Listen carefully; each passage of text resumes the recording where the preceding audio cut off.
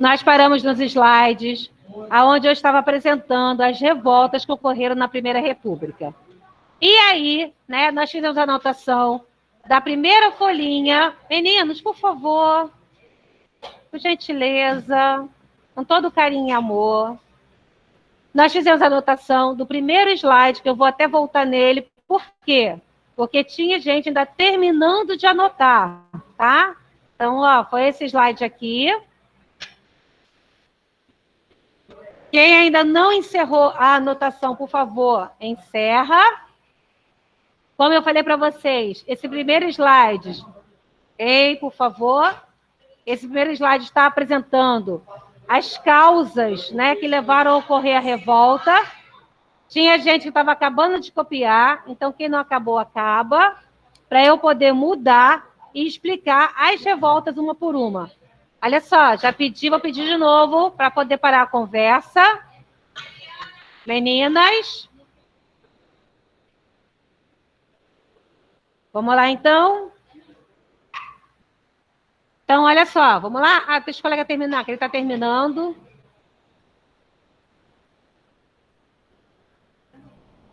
Quem copiou, espera só um minutinho, que tem gente acabando de copiar. Esse slide é muito importante.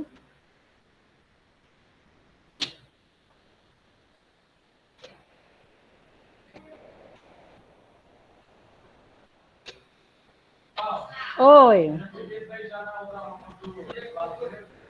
Espera um pouquinho. Ah, pode que foram. Não, acho que ele foi no banheiro, não foi? Eu acho que ele não foi nem beber água, acho que ele foi no banheiro. Espera só um pouquinho. Acabou, amor? Tem alguém aqui na sala copiando? Não, né? Todo mundo de casa encerrou? Acabaram aí? Fala para mim. Já. Já? Então tá bom. Então, olha só. Vou para o próximo slide. Gente, eu vou esperar um pouquinho, tá? Vou esperar um pouquinho, porque, olha, já estou com fone, já abafa a voz, né? Eu já não escuto vocês direito. Aí não dá para eu ficar, sabe, amores? Hein, amores? Não dá para eu ficar falando e chamando a atenção de vocês o tempo todo. Estão cansados? Eu também estou. Então, a gente tem que ter compreensão. Tá? Não quero ficar brigando, senão não vai dar, né? Não rola, né? Até meio de 50, com uma professora brigando. Pois é. Tá? Então, por favor, vamos colaborar aí para poder ficar mais fácil para mim e para vocês. Que já basta, ó, né? Já tem um som de lá, o som de cá. Então, vamos lá, ó. Nós iremos começar a ver agora as revoltas que ocorreram nesse período da Primeira República. Lembrando que a Primeira República foi o momento em que o Brasil teve aí a República implantada na política, a mudança para um novo regime, sendo que nós tínhamos a República, mas não tínhamos a democracia. Porque, afinal de contas, o povo não participava, até aqui, por enquanto, da eleição, né, da escolha de um presidente. A população que tinha título de eleitor, que até falei para vocês que eram poucos, participavam da escolha dos parlamentares. E, mesmo assim, essa escolha ela era controlada, né? Era direcionada. Por isso o voto do cabresto. Vocês sabem o que é um cabresto? Vocês têm ideia do que é cabresto? Cabresto é aquilo que se bota em cavalo, né? Que guia ele. A rédea, né? Como se fosse uma rédea, tá? Então, era por isso esse termo. Até o voto no parlamentar, para o parlamentar, que até então era o que o povo escolhia, esse voto era controlado, né? Esse voto era direcionado, de acordo com o interesse dos coronéis, tá? Fala, meu amor. Espera um pouquinho, porque Gustavo está esperando também. Então, vamos lá. Vimos que os arranjos políticos dominaram esse início da República, só que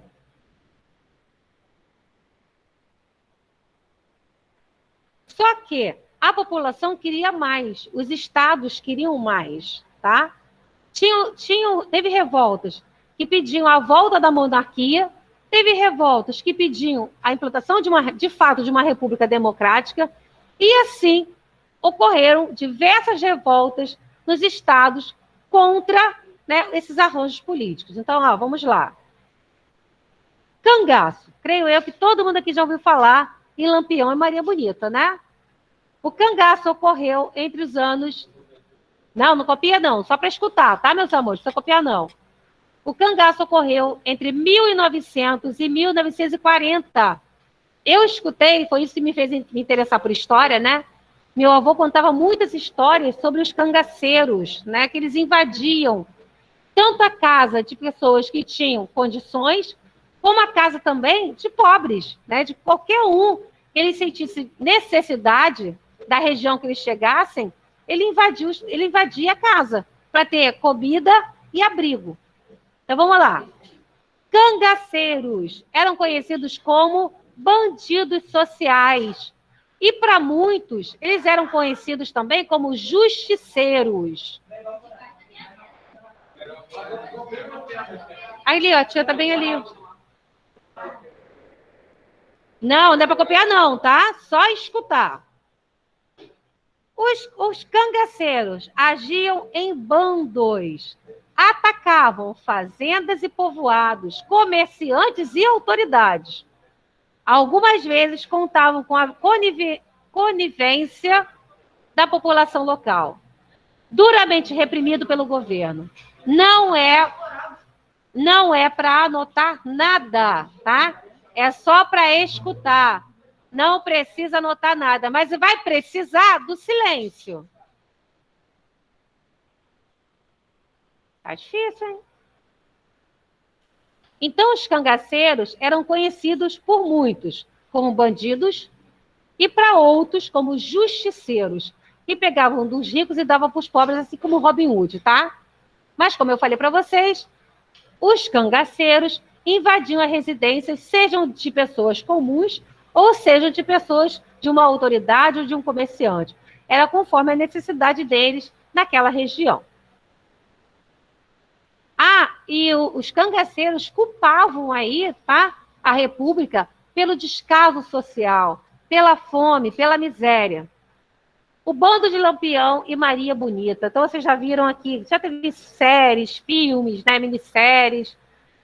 Aqui nós estamos vendo aqui, ó, o Bando de Lampião, quando foi executado, botaram as cabeças expostas para servirem como exemplos para que isso nunca mais acontecesse. E outro registro aqui também do Bando de Lampião e Maria Bonita, tá bom? Vamos lá. Guerra de Canudos. Guerra de Canudos, não vá pensando que é todo mundo segurando um canudo e lutando, não, tá? Porque escuta essa palavra, já vem logo na sua cabeça, né? Guerra de Canudos ocorreu de 1893 a 1897. Quem comandou, né, o grande líder desse movimento foi Antônio Conselheiro, tá? Era um beato messiânico que fazia pregações pelo sertão nordestino. O que quer dizer beato messiânico? O que quer dizer messiânico? O movimento messiânico é um movimento que mistura a política com a religião, tá? Então, Antônio Conselheiro fazia defesa da religiosidade, do cristianismo, fazia defesa da reestruturação das igrejas, tá bom? Construção do Arraial de Canudos, em 1893, pelos seguidores de Conselheiro. Então, o Antônio Conselheiro, ele criou um vilarejo que recebeu o nome de Canudos, e as pessoas adeptas ao pensamento de Antônio Conselheiro foram aí segui-lo, foram atrás dele morar nesse arraial, tá? E aí, crianças, o governo republicano viu esse movimento de Canudos como uma ameaça para a República. Porque Antônio Conselheiro meio que pregava a volta da monarquia. Ele também tinha o pensamento de que a República é que acabou, né, com a organização social. Antônio Conselheiro pregava o seguinte, que a grande culpada pela miséria, pela fome, pela falta de organização, era a República. Canudos chegou a ter mais de 20 mil habitantes, e aí ocorreram vários ataques mandados pelo governo para tentar dar fim a Canudos, para tentar dar fim a esse movimento que seguia o Antônio Conselheiro. A destruição pelo exército conseguiu ser feita após seguidas tentativas. Somente em 1897 é que ocorreu, né, o massacre e a destruição do povoado de Canudos. A batalha, aqui eu registro uma imagem fazendo referência, né, a esse ataque dos militares do governo sobre Canudos, tá? Oi? Não entendi. Na Bahia. Deve ter algum vestígio desse povoado, tá? A gente não sabe, aí só pesquisando para ver se ainda tem alguma coisinha. Então vamos lá. Massacre das tropas do exército. Lembrando, tá? Que foram inúmeras investidas sobre o povoado de Canudos para conseguir destruí-lo. Porque somente na última tentativa é que o exército aí, mandado pelo governo, que conseguiu capturar Antônio Conselheiro e acabar com o movimento de Canudos. Porque até então, Canudos é que derrubava os militares.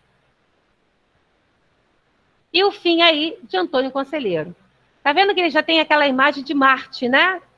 Aquela imagem típica, até aquela imagem de Tiradentes, né? Cabelos compridos, barbas compridas, fazendo uma referência aí a Jesus, tá? Como eu falei para vocês, Canudos foi um movimento messiânico. Misturava a religião com a defesa da monarquia, com a política. Guerra do Contestado. Essa guerra ocorreu ali na divisa do Paraná. Deixa eu lembrar aqui. Não está escrito, não. A divisa aí do Paraná com o Rio Grande do Sul. Em 1911, e foi até 1916, onde as pessoas dessa população contestavam esse território. Por isso esse nome, tá? Guerra de Contestado. Porque quem estava no Paraná dizia que esse território que está aí em vermelhinho os pertencia. E quem estava do lado de cá, no Rio Grande do Sul, dizia que esse território os pertenciam também. Então, a disputa aqui, né, era sobre essa faixa de território, aonde ambos contestavam. Pois é, porque não dividiam, né? Tivemos aí, no meio dessa confusão, contestando esse território, a intromissão do governo. O governo veio para piorar a situação. Pegou esse território aí disputado, contestado, e cedeu para empresas estrangeiras. Olha que maravilha. Né? Para mexer ainda mais com os ânimos dos revoltosos. Então, vamos lá. Região de extrema pobreza, camponeses desapropriados de suas terras para uma construção de uma ferrovia. Liderança do beato José Maria, também foi um movimento messiânico que misturava religião com posicionamento político. Houve a formação de uma comunidade livre, perseguição implacável do governo republicano. O governo republicano ficou em cima desse território, assim como ficou sobre o território de Canudos. José Maria e seus seguidores, então o líder aí do contestado, mas os camponeses pobres, desabrigados, né, que estavam aí lutando pelas essas terras. E agora vamos para a revolta da Chibata. Gente, movimento de Canudos, guerra de Canudos e contestado ocorreram na zona rural, no campo, tá? Ocorreram na Primeira República, só que na área do campo. Revolta da Chibata, 1910, foi um movimento contra também ao governo republicano, só que na cidade, no Rio de Janeiro. Então, ó, Marinha, né, foram marinheiros tratados de forma rude, submetidos a castigos físicos, depois de muito e muito tempo, a abolição da escravatura. Então, olha só, 1911, os marinheiros ainda enfrentavam castigos físicos na marinha, como se fossem escravos, tá? A maioria dos marinheiros era negra. Revolta dos Marujos, liderada por João Cândido. João Cândido, que está na imagem, foi o líder da Revolta dos Marinheiros. Tomada de 3 navios na Baía de Guanabara. O governo trai os revoltosos, prendendo a todos, e fim dos castigos físicos na marinha. Então, olha só. Os marinheiros tomaram 3 navios, apontaram os canhões desses navios, direcionados para o Rio de Janeiro, e ameaçaram atacar, se o governo não tomasse providência com relação ao que vinha acontecendo na Marinha, no que dizia respeito aos negros. Por exemplo, castigo físico, péssima alimentação, baixos salários, péssimas condições dentro dos navios para os negros. Os negros eram tratados de forma diferenciada dos marinheiros brancos, tá?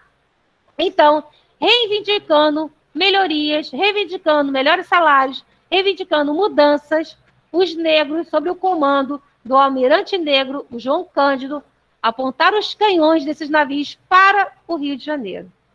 E falaram o seguinte: se as nossas reivindicações não forem aí aceitas, nós iremos bombardear o Rio de Janeiro. O governo procurou apaziguar, fez um acordo, levantou a bandeira da paz, falou que tudo iria ser conforme os marinheiros negros queriam, só que, após eles se renderem, o governo tratou logo de não cumprir, tá? A única coisa que foi retirada aí foi o fim dos castigos físicos. Mas péssimos salários, péssimas condições, tudo continuou quase na mesma coisa. E sem contar que o governo falou o seguinte: todos aqueles que participaram desse movimento, né, da revolta da Chibata, será perdoado, né? Não será castigado, não será preso. E ele não fez nada disso. Ele exilou, né, os líderes, e grande parte das pessoas que participaram da revolta da Chibata foram enviadas para prisões, tá? Em ilhas, inclusive. Próxima revolta que aconteceu, ainda está falando sobre os marujos. Os marujos ameaçaram bombardear a cidade do Rio de Janeiro, que foi o que eu falei para vocês, né? Revoltosos da Marinha, da revolta da Chibata. A imagem não está lá muito essas coisas mais, enfim. E aí, mais uma revolta que ocorreu no centro urbano, né, no Rio de Janeiro, que foi a revolta da vacina. Ocorreu em 1904. Então, olha só, por que essa revolta ocorreu? Aí eu vou falar uma coisa com vocês, né? Olha como é que é bacana a gente estudar a história, né? Olha como é que a história, não é que ela se repete, isso não acontece, mas olha como ela se encontra em alguns momentos. Nesse período, no Rio de Janeiro, estava acontecendo como é que eu vou falar? Uma modernização do centro do Rio. O prefeito do Rio de Janeiro, né, o Pereira Passos, ele queria dar um ar mais moderno para a Avenida Rio Branco. Nesse ano, a Avenida Rio Branco, que é uma avenida enorme lá no centro do Rio, não sei se vocês já foram lá, ali eram vários cortiços, várias casas em condições precárias, aonde moravam muitas pessoas juntas, sem saneamento básico. Então, o esgoto corria céu aberto. E aí, o Rio de Janeiro vinha enfrentando várias contaminações, várias epidemias, inclusive a epidemia da varíola. Pereira Passos fez o seguinte: tentando dar um ar mais moderno ao Rio, um ar mais europeu, ele realizou o Bota Abaixo. O que foi isso? Ele ordenou a retirada de todas as pessoas que moravam na Avenida Rio Branco, de todas as pessoas ali dessa rua do centro do Rio, mandou expulsar essas pessoas dali, tá? Para dar uma área, um ar mais europeu, fazendo novas construções. Só que ele não deu moradia específica para essas pessoas. Simplesmente mandou os militares ir para lá e expulsa todo mundo. Que eu quero aquela área limpa para eu reorganizar. No meio disso tudo, dessa confusão no centro do Rio, o médico Oswaldo Cruz descobriu aí, né, criou a vacina contra a varíola, para tentar dar fim a essa epidemia que estava ocorrendo no Rio de Janeiro. E aí, gente, as pessoas ficaram superoriçadas. Como assim? A vacina foi decretada como obrigatória, tá? Então, era obrigada a tomar a vacina, em prol da melhoria de todos. Só que as pessoas começaram a acreditar que essa vacina era para exterminá-las. Por quê? Porque justamente a obrigatoriedade da vacina ocorreu nesse momento da desocupação da Avenida do Rio Branco, do centro do Rio. Então as pessoas começaram a associar a vacina com a expulsão. Peraí, o governo está querendo nos eliminar. A gente não está querendo sair daqui do centro do Rio. Está tendo todo um confronto. Então essa vacina, para matar todo mundo. E aí foi um rebuliço, tá? Que as pessoas se colocando contra a tomar a vacina contra a varíola. Por isso que essa revolta recebe o nome de revolta da vacina. Então, vou ler. Reformas urbanas do prefeito Pereira Passos, limpeza humana do centro da cidade, retirada dos cortiços, como eu expliquei para vocês. O médico Oswaldo Cruz, responsável pelo saneamento urbano, leis para erradicar doenças, febre amarela, varíola, peste bubônica, descobriu aí, né, a vacina para poder amenizar toda essa epidemia. O povo não recebe esclarecimento sobre a vacina, ele não é informado direitinho o que está acontecendo e revolta-se contra a medida autoritária da vacinação obrigatória. Porque não instrui o povo, não, o governo não se tem a preocupação, né, a delicadeza de informar o povo do que se tratava. Então o povo acabou o quê? Associando a vacina à sua expulsão, tá? Por isso que acontece o nome de revolta da vacina, porque foi a expulsão da população do centro do Rio junto com a vacina. Oi, meu amor. Ainda existe a peste bubônica ou não? Olha, eu vou ter que pesquisar para você, vou ficar te devendo essa. Mas foi radicalizada, né? A peste bubônica, ela ocorreu muito tempo atrás, né? Lá no feudalismo, que teve o seu auge, né? E agora, eu vou ser bem claro, assim, eu não tenho registro, não sei de registro com relação à peste bubônica, tá? Mas depois eu vou pesquisar para vocês direitinho, tá bom? Oi? Pode. Passando aí, então. Aqui nós estamos vendo a imagem, né, do sanitarista Oswaldo Cruz e também uma charge falando aí sobre a vacinação obrigatória. Olha a charge, como é que ficou bem interessante, né? É como se as pessoas estivessem aí sendo arrastadas pelo braço que toma vacina para outro lugar, né? Eu adoro essa charge. É o espeto obrigatório, é o nome da charge, tá? Essa charge é super famosa e é super trabalhada nos livros didáticos. Então, vamos lá. O povo reage e vai às ruas protestar, que é o que eu falei para vocês, né? Contra a vacinação obrigatória, que calha aí de ser junto com a expulsão das pessoas, destruição dos cortiços da Avenida Rio Branco, do centro do Rio. E aí, olha, gente, como a gente faz parte da história de fato. Eu canso de falar isso. Aqui nós estamos vendo, no final desse slide, botou aí uma reivindicação que não faz tanto tempo assim que ocorreu, né, em 2013.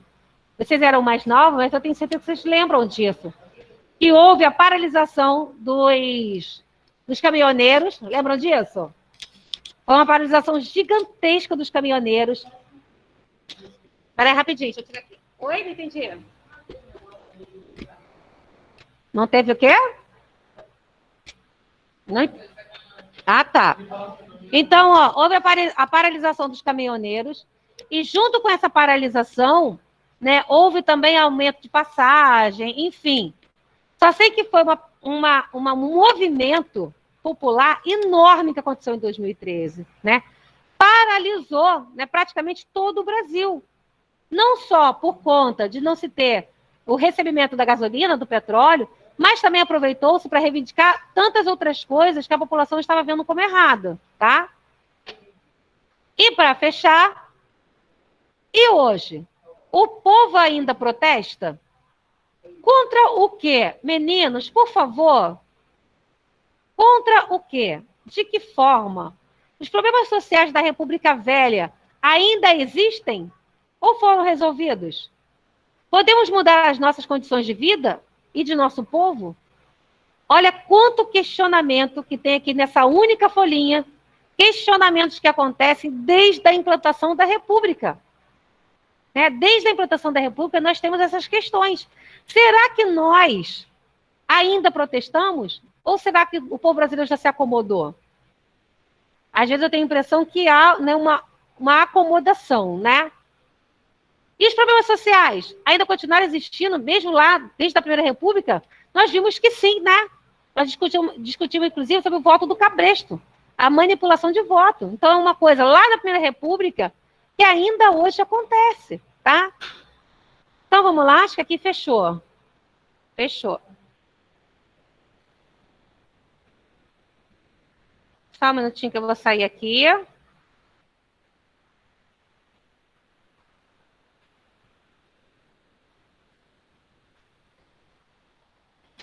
aí, eu separei aqui também para apresentar para vocês um mapa mental sobre todas as informações referente à Primeira República. Deixa eu ver se eu acho ele aqui. Não entendi. Oi, Nicolas. Fala, amor. Não é Fala aí, nada não, professor. tá com sua mão levantada. Foi sem querer? É, desbarrado. Vai ficar com o braço cansado. Tá bom, amor. Ó, meus queridos, deixa eu apresentar para vocês. Calma aí, deixa eu achá-lo. Eu acho que esse aqui. É esse mesmo. Então, ó, vou apresentar aqui para vocês o mapa mental, aonde mostra todos os pontos importantes desse nosso assunto, tá? Sobre a República Velha. Ué, professora, o que é isso? República Velha? República Velha é a mesma coisa que eu estou falando aqui desde o começo, que é a Primeira República. Então, se você vê em livros escrito República Velha, é a mesma coisa, tá? É o mesmo fato histórico, é o mesmo acontecimento, Primeira República, que ocorreu de 1889 a 1930. Aí aqui esse mapa mental, ele vem com informações de tudo que ocorreu aí de mais importante, né, nesse período da Primeira República. Então, olha só, vamos acompanhar aí. República Velha, ou Primeira República. Nós tivemos a República da Espada, que foi quando os militares estiveram no poder. Ocorreu nesse período a instabilidade política e econômica, e houve também a criação de símbolos republicanos, como, por exemplo, o hino, a bandeira, entre outras coisas, né? Por quê? Para dar uma identidade à República, tá? Nesse período, nós tivemos Teodoro da Fonseca como o primeiro militar a ocupar a cadeira de presidente, e depois nós tivemos o Floriano Peixoto. Símbolos republicanos, que foram inventados para a República, criados especificamente para a República, para implantar essa identidade nacional do Brasil. O hino, a bandeira, monumentos, heróis surgiram aí nesse momento também. E aí nós vimos que o primeiro presidente civil foi o Prudente de Moraes, tá? Que foi inclusive no governo dele que ocorreu a Guerra de Canudos. República oligárquica foi o segundo momento da República. Eu vou ter que fazer o seguinte, eu vou ter que parar agora, porque eu já estou vendo os professores subindo, para fazer a chamada, tá, com vocês. Pessoal de casa, não sai, tá? Senão vai ficar com falta. Isso aqui eu termino amanhã. Eu vou apresentar de novo esse mapa mental amanhã. Amanhã tem uma aulinha. Amanhã eu apresento de novo e explico, tá? Espera aí que eu vou fazer a chamada. Ninguém sai para não ficar com falta. Ninguém sai da aula online, porque daqui da sala não vão sair agora, não. Então, ó, vamos lá. Adam. Olha, quem tiver online, me responde para não ficar com falta, tá? Eu vou depender aí da presença de vocês falarem presente. Adam tá aí. Adam não respondeu, né? Amanda também. Ana Carolina. Perdão, Ana Clara. Andiara. Professora, eu tô aqui, foi mal. Andiara, tá aqui. Perdão, Andiara. É porque eu com esse fone no ouvido, só Jesus, crianças. Espera aí, rapidão. Deixa eu tirar aqui rapidinho.